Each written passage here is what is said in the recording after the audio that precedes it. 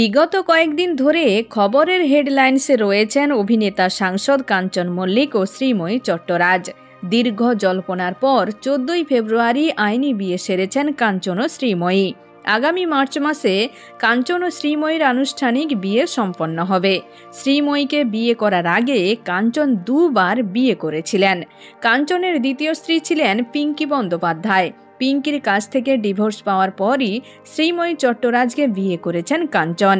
যদিও কাঞ্চনের সাথে শ্রীময়ীর সম্পর্ক নিয়ে রীতিমতো জলঘোলা শুরু হয়েছিল বহুদিন ধরে।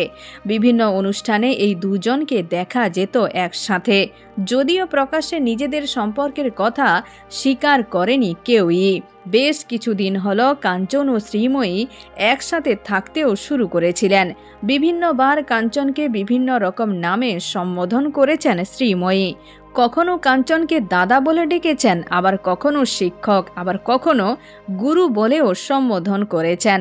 তবে বিয়ের পর কাঞ্চন দা বা কাঞ্চন স্যারকে কি বলে ডাকেন শ্রীময়ী, সেই কথা এবার নিজের মুখেই জানালেন কাঞ্চন পত্নী শ্রীময়ী। অনেকেই নিজের প্রিয়জনকে বিভিন্ন রকম নামে ডাকতে ভালোবাসেন।